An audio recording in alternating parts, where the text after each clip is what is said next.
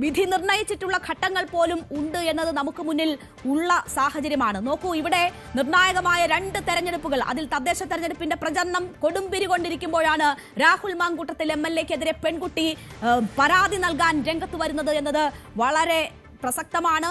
എന്ത് രാഷ്ട്രീയ പ്രത്യാഘാതമായിരിക്കും ഇതുണ്ടാക്കാൻ പോകുന്നത്? രേണുക, ഇത് കോൺഗ്രസിനെ സംബന്ധിച്ച് കനത്ത പ്രത്യാഘാതമായിരിക്കും ഉണ്ടാക്കാൻ പോകുന്നത്. കാരണം ഇത് തദ്ദേശ തെരഞ്ഞെടുപ്പിന്റെ നടുവിൽ നിൽക്കുകയാണ് ആ പാർട്ടി. ആ സമയത്താണ് ആ പാർട്ടിയുടെ MLA-ക്ക് നേരെ ഇങ്ങനെ ഒരു പരാതി വരുന്നത്. ഇതുവരെയും കോൺഗ്രസ്സുകാരൊക്കെ ഒരു പരിധിവരെ ഉന്നയിച്ചിരുന്നത് രാഹുൽ മാങ്കൂട്ടത്തിനെ കോൺഗ്രസിന്റെ പ്രാഥമിക അംഗത്തിൽ സസ്പെൻഡ് ചെയ്യുമ്പോഴും പൊതുപരിപാടികളും കോൺഗ്രസിന്റെ പ്രാദേശിക പരിപാടികളൊക്കെ രാഹുൽ മാങ്കൂട്ടത്തിൽ പങ്കെടുക്കുമ്പോഴുമെല്ലാം പറഞ്ഞിരുന്ന വാദം ഉന്നയിച്ചിരുന്നത്, രാഹുലിന്റെ പക്ഷക്കാരടക്കം ഉന്നയിച്ചിരുന്നത് പരാതി എവിടെ, പരാതിക്കാരി എവിടെ എന്നുള്ള ചോദ്യമായിരുന്നു. ഇതുവരെയും അങ്ങനെ ഒരു ഉത്തരം നൽകാൻ പരാതിയോ പരാതിക്കാരിയോ വ്യക്തമായി ഇല്ലായിരുന്നു എന്നതുകൂടിയുണ്ട്. പക്ഷേ ഇപ്പോൾ അങ്ങനെയല്ല, വ്യക്തമായ ഒരു പരാതിക്കാരി ഉണ്ട് എന്നത് കേരളത്തിലെ മാധ്യമങ്ങൾക്കും കേരളത്തിലെ പ്രധാനപ്പെട്ട പാർട്ടികളുടെ നേതാക്കൾക്കും എല്ലാം നേരത്തെ തന്നെ അറിയാം. പക്ഷേ ഒരാൾ പരാതി നൽകാതെ അയാൾ പരാതി നൽകിയെന്ന് പറയാനോ അല്ലെങ്കിൽ ഇയാൾക്ക് ഇങ്ങനെ പരാതി ഉണ്ട് എന്ന് പറയാനോ കഴിയില്ല. അനൗപചാരികമായിട്ടുമൊക്കെയാണ് എല്ലാവരും അവർ നേരത്തെ തന്നെ പലരുമായി സംസാരിക്കുകയും ഒക്കെ ചെയ്തിരുന്നു. അപ്പോഴുമൊക്കെ ചിലപ്പോൾ പരാതി നൽകാൻ ആ ഘട്ടത്തിൽ തയ്യാറായിരുന്നില്ല. പക്ഷേ ഇപ്പോൾ അവർ പരാതി ഔദ്യോഗികമായി നൽകിയിരിക്കുന്നു. അതോടുകൂടി രാഹുൽ മാങ്കൂട്ടത്തിനെതിരെ നിയമ നടപടികൾക്ക് മുന്നോട്ട് പോകാൻ ഇപ്പോൾ അന്വേഷണ സംഘത്തിന് തടസ്സമില്ല എന്നുള്ളതാണ്. ഇത് മറ്റൊരു പ്രധാനപ്പെട്ട പ്രത്യേകത കൂടി. ഏതു സമയവും രാഹുൽ മാങ്കൂട്ടത്തിനെ അറസ്റ്റ് ചെയ്യാനുള്ള ഒരു നീക്കത്തിലേക്ക് അന്വേഷണ സംഘം കടക്കാൻ സാധ്യതയുണ്ട്. കാരണം ഇതിൽ ഒരു പരാതി കിട്ടി, ആ പരാതിയിൽ അന്വേഷണം നടത്തി അതിനുശേഷം തെളിവുണ്ടെങ്കിൽ രാഹുൽ മാങ്കൂട്ടത്തിനെ അറസ്റ്റ് ചെയ്യുക എന്നതിലേക്ക് നീങ്ങേണ്ടതില്ല. അന്വേഷണ സംഘം വളരെ നേരത്തെ തന്നെ രൂപീകരിക്കുകയും അന്വേഷണം നടത്തുകയും ഒക്കെ ചെയ്തതാണ്. അതുകൊണ്ട് തന്നെ ഈ അന്വേഷണ സംഘത്തിൻ്റെ പക്കൽ വ്യക്തമായ തെളിവുകളൊക്കെ ഉണ്ട്. പക്ഷേ അവർക്ക് അതിനെ ഈ അന്വേഷണം മുന്നോട്ട് കൊണ്ടുപോകാൻ ഏറ്റവും വലിയ തടസ്സമായി നിന്നിരുന്നത് ഇത്തരം വിഷയങ്ങളിൽ ഒരു പരാതിക്കാരി ഇല്ല എന്നുണ്ടെങ്കിൽ ആ വിഷയത്തിൽ നിങ്ങൾക്ക് അത് തെറ്റാണോ, നിയമപരമായി നിലനിൽക്കുന്നതല്ല എന്നോ പറയാൻ കഴിയില്ല. ഇതിൽ കുറച്ചുകൂടി പുതിയ വിവരങ്ങൾ വരികയാണ്.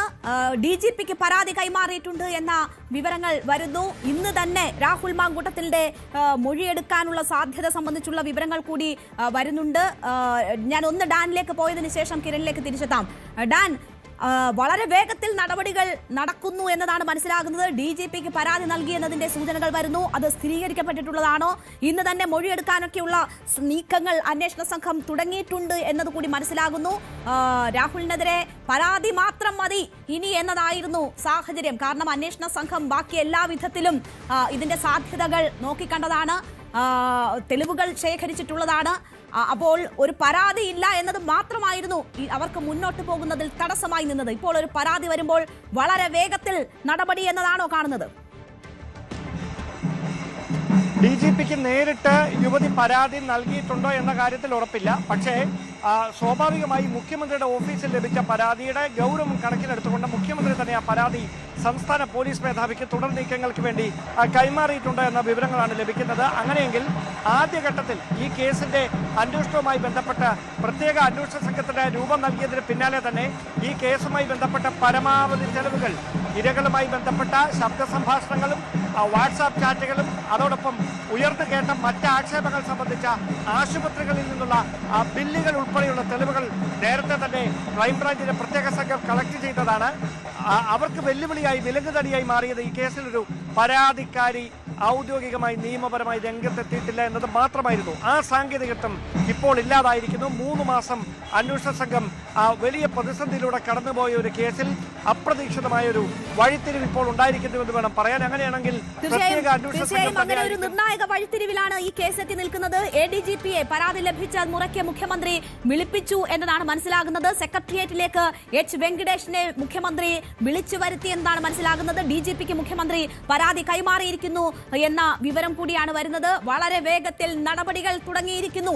പെൺകുട്ടിയുടെ പരാതി ലഭിച്ച ഉടൻ തന്നെ മുഖ്യമന്ത്രി അത് DGP-ക്ക് കൈമാറിയിരിക്കുന്നു എന്നാണ് മനസ്സിലാകുന്നത്. തുടർ നടപടികൾ വളരെ വേഗത്തിൽ നീങ്ങുന്നു എന്നതാണ് നമുക്ക് കാണാൻ കഴിയുന്നത്. ADGP-യെ മുഖ്യമന്ത്രി വിളിപ്പിച്ചു സെക്രട്ടേറിയറ്റിലേക്ക് എന്ന വിവരം ഉണ്ട്.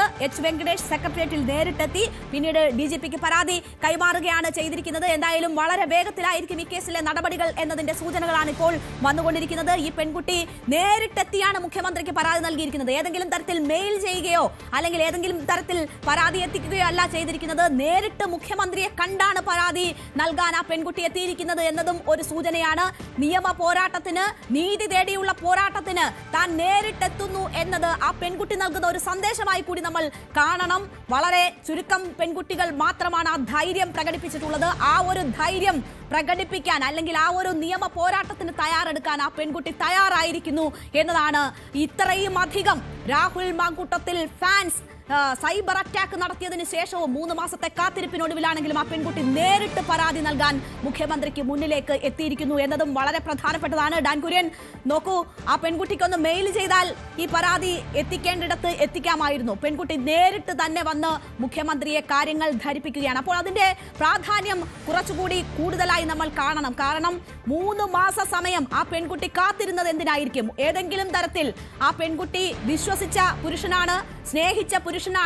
ഏതെങ്കിലും തരത്തിൽ മറ്റൊരു പരിഹാരം ആ പെൺകുട്ടി പ്രതീക്ഷിച്ചിരുന്നോ എന്ന് എനിക്കറിയില്ല.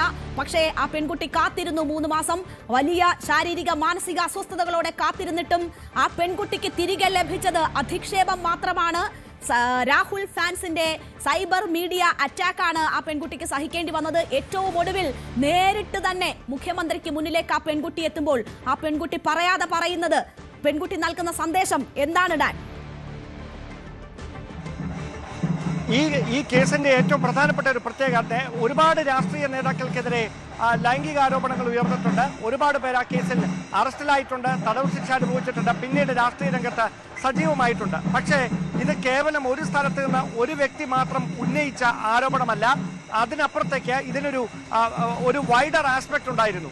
ഒരുപക്ഷെ ഒരു പർട്ടിക്കുലർ സ്ഥലത്ത് മാത്രം ഒതുങ്ങി നിന്നുകൊണ്ടല്ല ഈ പരാതികളൊന്നും ഉയർന്നു കേട്ടത്. ഇതിൽ കോൺഗ്രസ് പാർട്ടിയെ സംബന്ധിച്ച് പ്രതിപക്ഷ നേതാവിന് നേരിട്ട് ലഭിച്ച ചില പരാതികളുടെ അടിസ്ഥാനത്തിൽ അതിലൊരു മുതിർന്ന IAS ഉദ്യോഗസ്ഥയെയും അത്തരത്തിലൊരു പരാതി പ്രതിപക്ഷ നേതാവ് VD സതീശന് രേഖാമൂലം തന്നെ ഇത്തരത്തിൽ തനിക്ക് നേരിട്ട് ഒരു ദുരനുഭവം വിവരിച്ചുകൊണ്ട് നൽകിയിട്ടുണ്ടായിരുന്നാണ് നമുക്ക് മനസ്സിലാക്കാൻ കഴിയുന്നത്. അങ്ങനെ തുടർച്ചയായി ചില പരാതികൾ ലഭിച്ചതിന്റെ അടിസ്ഥാനത്തിലാണ് അദ്ദേഹം അഡമന്റായ ഒരു സ്റ്റാൻഡിലേക്ക് കടന്നത്. അങ്ങനെ പാർട്ടി ഈ പ്രതിപക്ഷ നേതാവ് എടുത്ത തീരുമാനത്തിന് മുൻപിൽ നിർബന്ധിതമാകുകയായിരുന്നു രാഹുൽ മാങ്കൂട്ടത്തിനെതിരെ സസ്പെൻഷൻ എന്ന നടപടിയിലേക്ക് കടക്കാൻ. പക്ഷേ അതിന് VD സതീശന് കൊടുക്കേണ്ടി വന്നത് വലിയ വിലയായിരുന്നു. അദ്ദേഹം രാഷ്ട്രീയമായി ഒറ്റപ്പെടുന്ന സാഹചര്യമുണ്ടായി, അദ്ദേഹത്തെ ഒറ്റപ്പെടുത്തുന്ന സാഹചര്യമുണ്ടായി, സൈബർ ഇടങ്ങളിൽ വലിയ അധിക്ഷേപം നേരിട്ടു.